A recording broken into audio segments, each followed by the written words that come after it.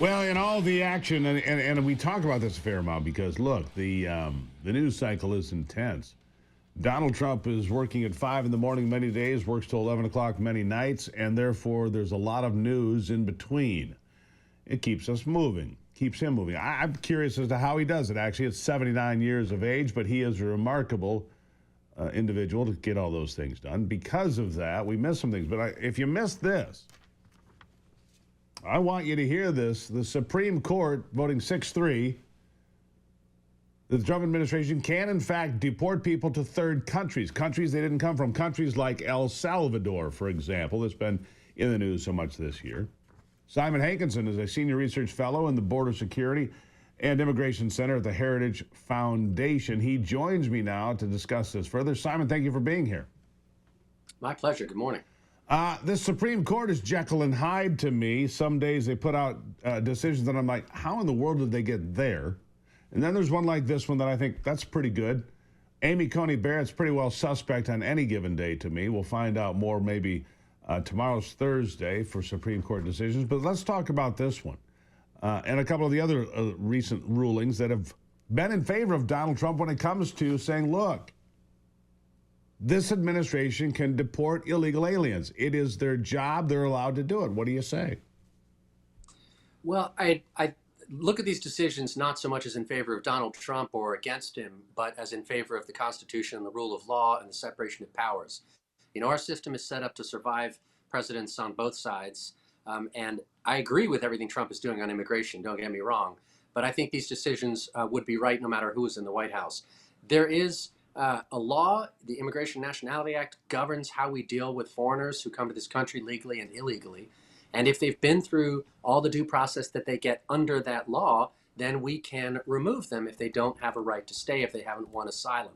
So for a district level judge to just decide that they're going to upend that and say, no, you don't have that right. We're going to have a class-wide pause on deportations so that everybody can relitigate cases that they've already gotten their full due process, multiple appeals in some cases, and a decision by an immigration court. That's bogus, and it's against the law. And the Supreme Court, in its wisdom, saw that and ruled 6-3.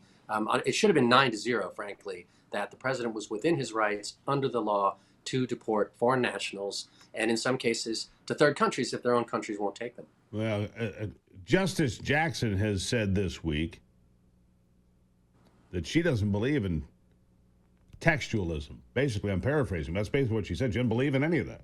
She believes it's a living, breathing document, and it's however she looks at it, which is a frightening place for us. But be happy. Merrick Garland is not on the court, so there's some joy to be found there. All right, so let's talk about. So that's one good ruling, and I say in favor of Donald Trump because they're the ones that pressed the issue. But then you look at the Alien Enemies Act of 1798. It has not fared as well, and I don't understand why is that. Well, you know, you'd have to read the whole decision to try to make sense of it. And frequently, I read the decision and I read the dissents, and I don't quite understand how they got where they got. I think the approach of the administration, they were much wiser this time around, or at least much better informed. They'd tried some things that failed last time and some things that succeeded. So they were throwing everything at the wall to see what stuck. The Alien Enemies Act didn't seem to succeed, at least in the way they were trying to use it. I'm not sure if we've gotten all the way to the end on that, but there are plenty of other ways, including the existing immigration law, to deport people who are here illegally.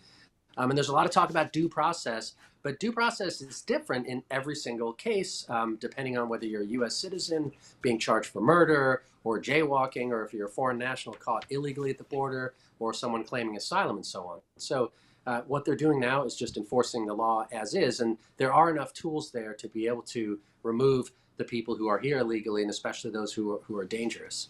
Well, Simon, let me ask you this, because it seems to me that the big decision we're waiting on is birthright citizenship, which has to do, again, with illegal aliens.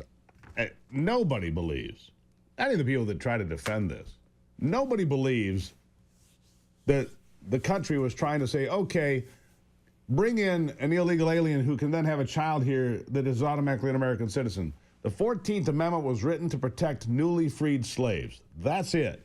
It wasn't to provide an opportunity for people to come into the country illegally, have a child, make that child an American citizen, and celebrate. That was never the intent. I mean, come on. Nobody believes that, do they? I don't think so. I think it's a really clear case of where the law probably needs to be changed. I don't mean the Constitution. I just mean Congress could pass a law saying that the 14th Amendment shall be interpreted in the following way, so that birthright citizenship doesn't automatically fall to people whose parents are here illegally or here on tourist visas, or whose parents are hostile to the United States for whatever reason.